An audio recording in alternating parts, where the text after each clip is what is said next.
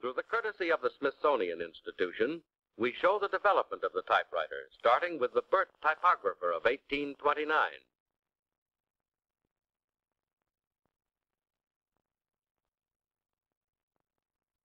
Next, the Shoals machine of 1868, the Remington of 1873.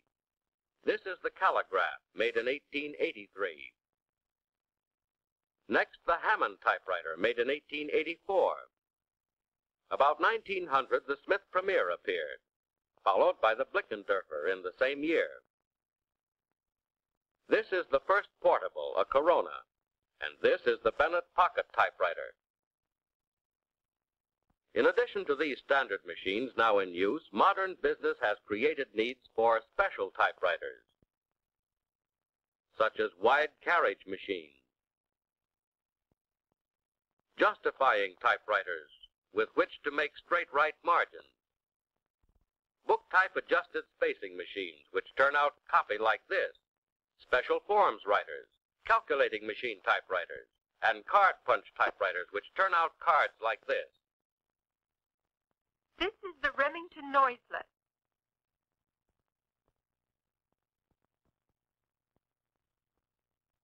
The Burroughs.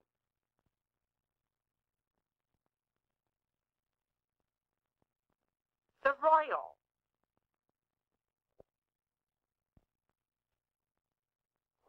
The Underwood. The Woodstock.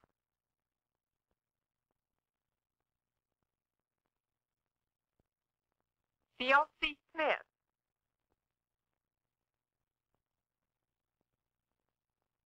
The Remington Standard.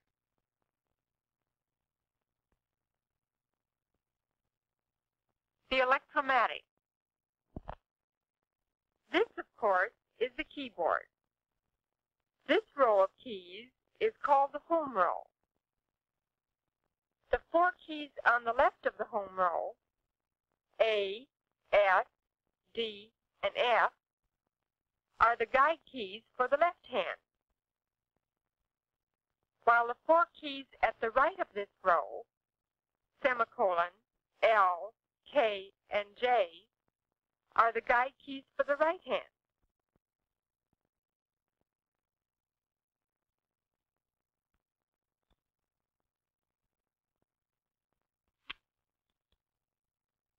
These keys are struck by the fingers of your left hand. These by the fingers of your right hand. Each finger strikes certain keys, as illustrated in the fingering chart of your instruction book. All your finger motions are learned in their relation to the guide keys on the home row. Acquire the feel for F, R, F4, K, I, K9, D, E, D3, J, N, and so forth. Your strokes should be definite, light, quick, and even.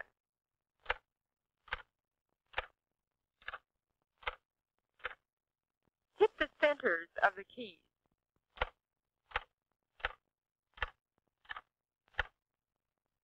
The keys should be struck with the rounded tips of your fingers.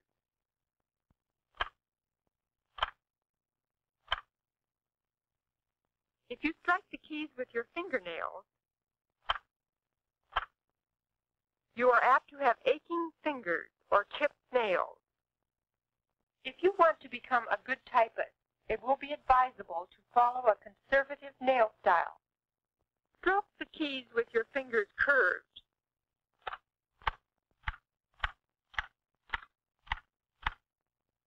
When you strike upper or lower row keys, return the fingers quickly to the home row.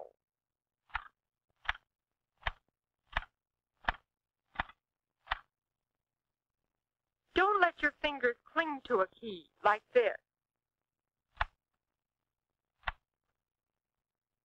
Don't slur your motions from key to key.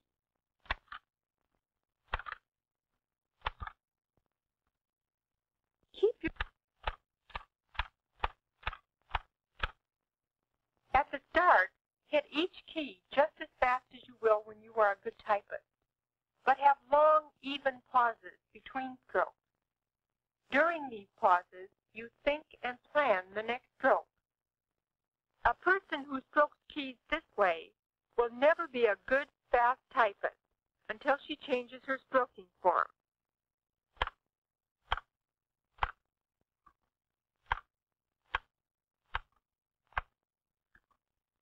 You see, there are no pauses, no spare time between strokes.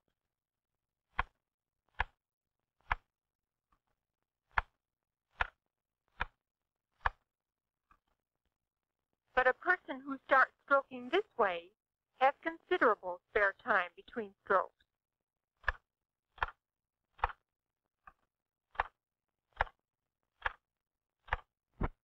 Later, the spare time is cut down. More strokes are made per minute, and this is the rate.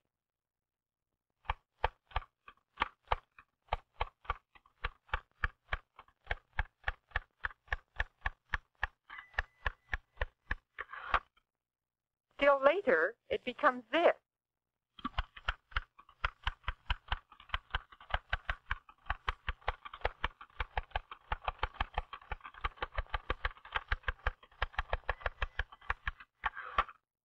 Finally, there is no spare time left between strokes, and the person is typing as fast as he or she can.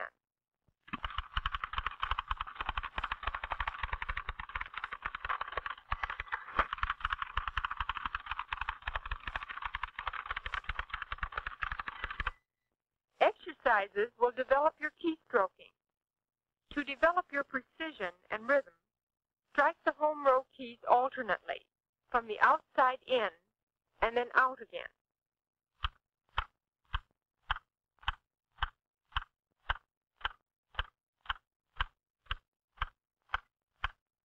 Later, you will be able to speed this up, like this.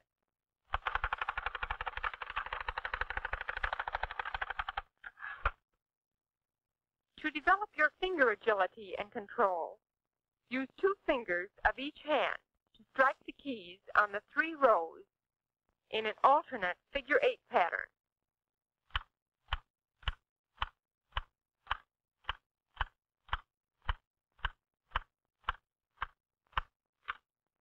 Later, you will be able to speed up this exercise.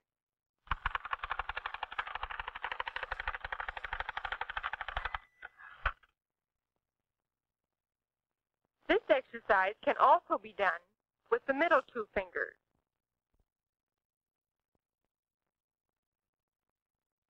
And with the 2 end fingers.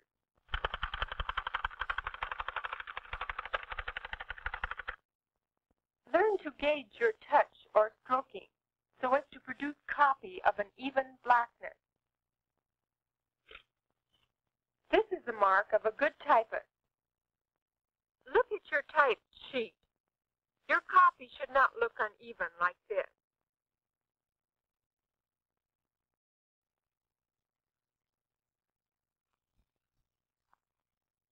Neither should your periods and other punctuation marks cut through the paper like this.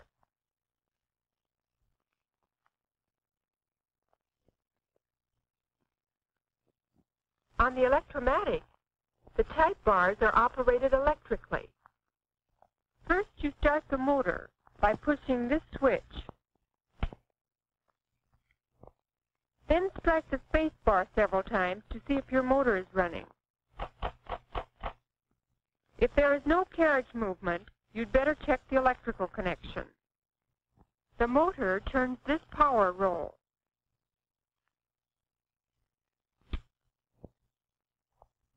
Which operates the type by turning these cams.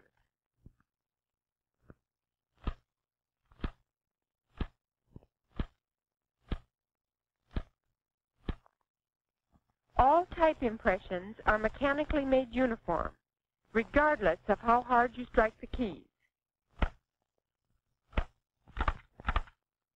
A light touch on the keys is all you need. Be sure to shut off the motor when you stop typing for any length of time. Most people do their spacebar stroking with the right thumb. Left-handed people may use their left thumb. However, do all your spacing with one thumb. Hold your thumb naturally, not here, but here, and stroke the space bar with the lower side of your thumb.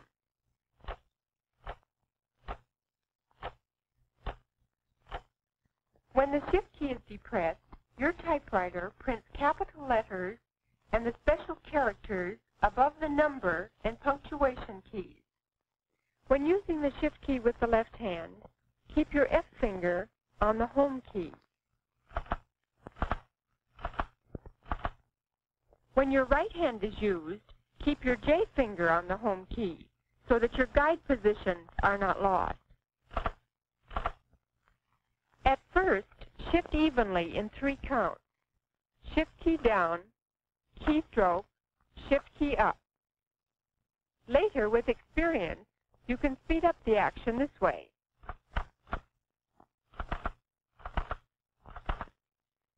Remember to start this way. 1, 2, 3. 1, 2, 3.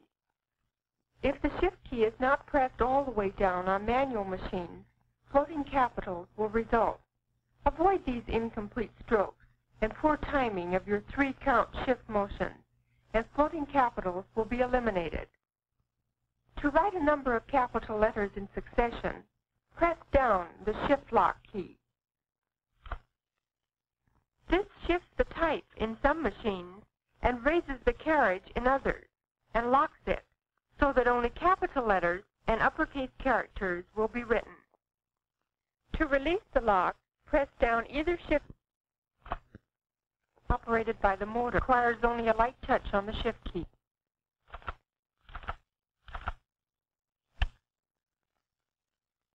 On the burros, the operation is identical.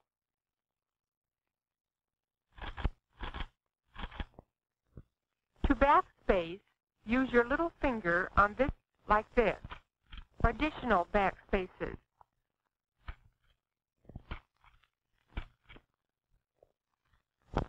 Frequent use of the backspace key for striking over lightly struck letters indicates poor stroking form and wastes time. And don't backspace to strike over incorrectly struck letters. Those are errors which you should not have made, and if made, should be erased neatly. On the electromatic, the backspace key is operated electrically and requires only a light touch. The tabulator key is operated with the little finger of your right hand.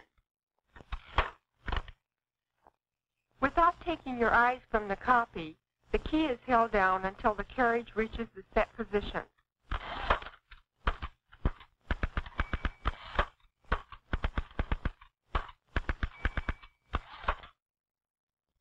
On machines equipped with bar tabulators,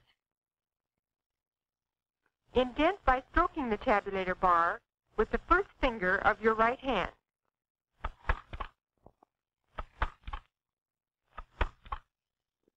On the electromatic, the tabulator key is on the left. It is only necessary to touch the tabulator key. You need not hold it down until the carriage stops. The carriage return lever is usually at the left. This lever returns the carriage and at the same time operates the line space mechanism so that the paper is set for a new line. On manually operated machines, learn to return the carriage with a quick circular movement of your left hand, avoiding unnecessary effort and lost motion. Learn to judge how hard to hit the carriage return lever, so that the carriage returns the whole way without banging against the margin stop. That was not hard enough. That was too hard. That was better. Your hand should drop from the lever when it is about in line with the left frame of the machine, and should be back on the keys when the carriage reaches the right stop.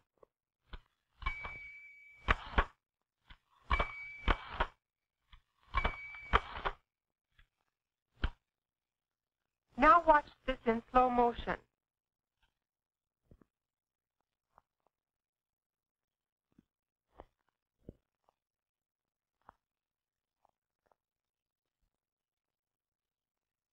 For additional line spaces, after the carriage has returned, slack the carriage return lever as often as required.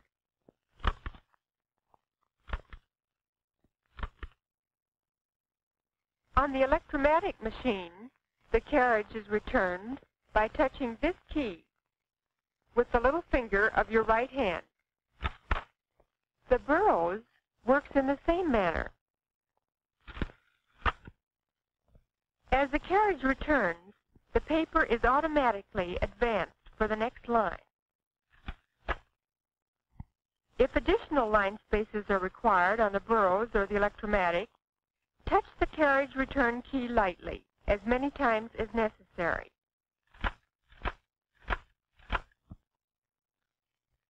Now let's see about paper insertion.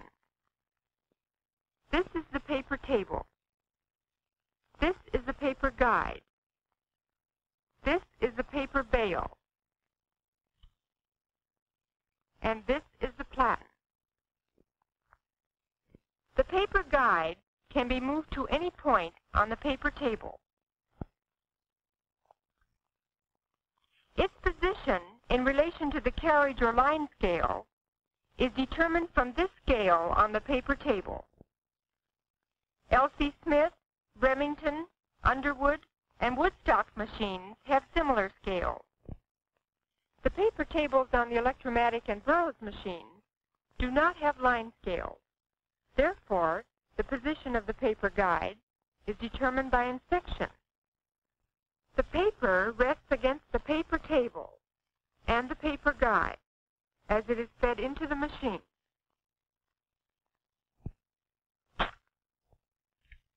The paper bale holds the paper close to the platen. This prevents paper drumming, keeps the paper from flapping, and makes your type impression sharp and even. These rubber rolls should divide your sheet in even thirds. Otherwise, this may happen if you turn your paper back.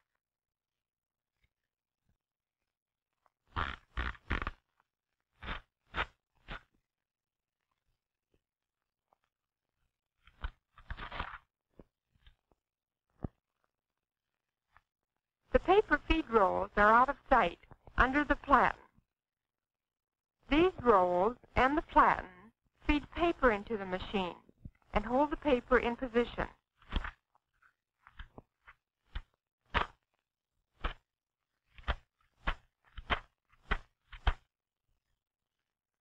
To insert paper rapidly, arrange it so it can be handled easily.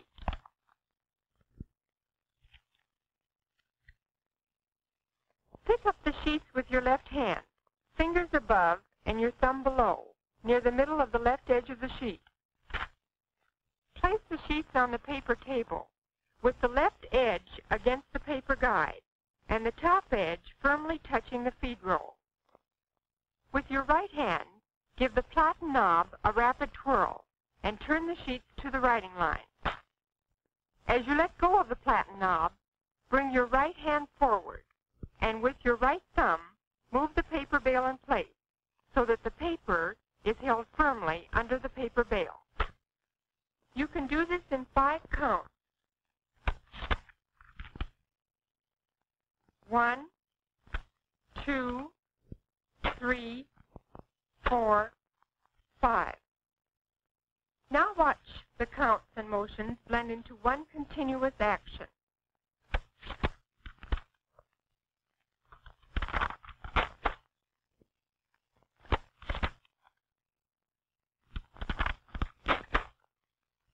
Let's try it on a machine with a different kind of paper bale.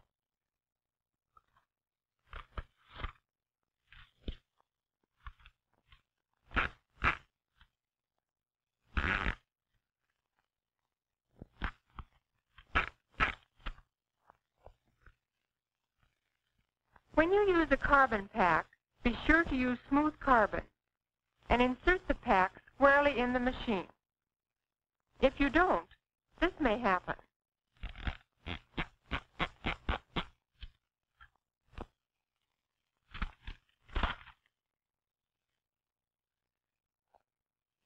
means wasted paper and lost time.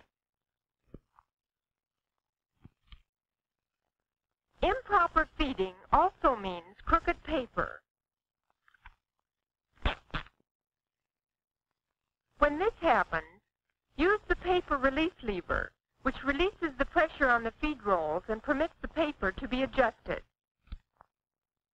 Line up your paper with the paper guide. Then turn the paper down and check it with the alignment scale.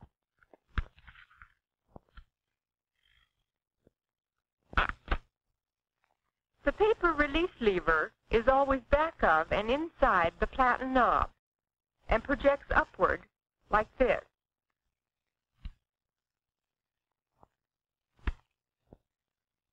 The electromatic, however, has the release lever at the left.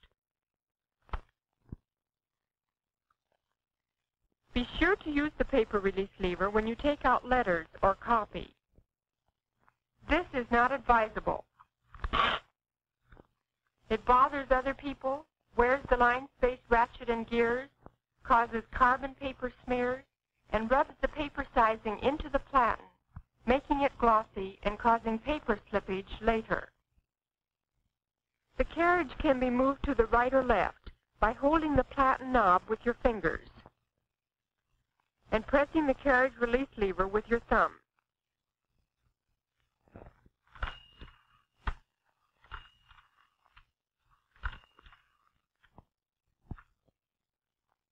Machines have two carriage release levers, one at the right and one at the left.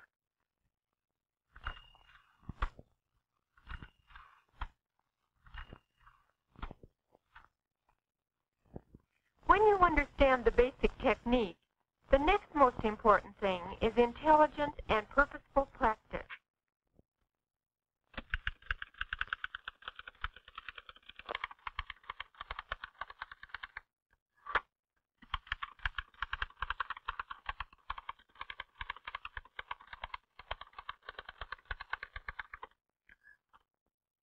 Your forearm, wrist, and back of hand should slant upward, parallel to the slant of the keyboard. Keep your hands and fingers in a natural, easy working position. Drop your hands into your lap and relax. Look at your hands. When you walk, rest, or sleep, your hands do not look like this or this, but like this. Without changing the position of your hands and fingers, place your hands on the keyboard.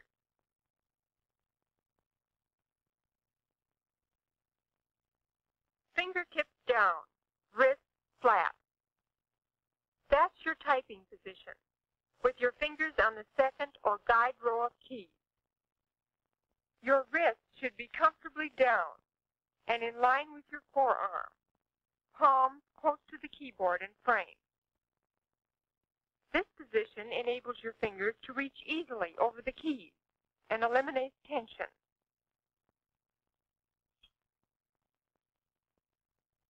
You should have almost no movement in your wrists and forearm.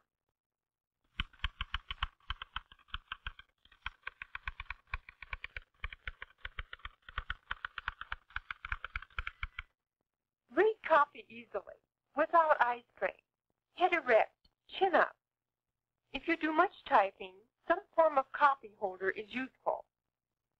This surface keeps the copy at right angles to my line of vision. Both the top and the bottom of the copy are equally distant from my eyes. The real secret about motion is to use as little as possible. Do the necessary motions well. Eliminate the unnecessary ones. With your forearms and the back of your hand parallel to the slant of the keyboard, typing motions are confined to your fingers.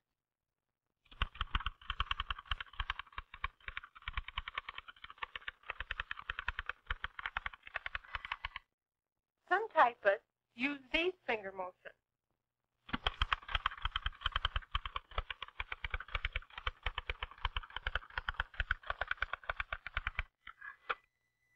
Or these.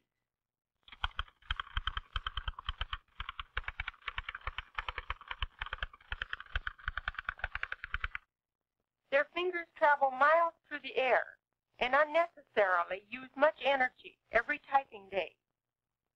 These useless motions give the impression of great speed, but in reality, they waste time, cause errors,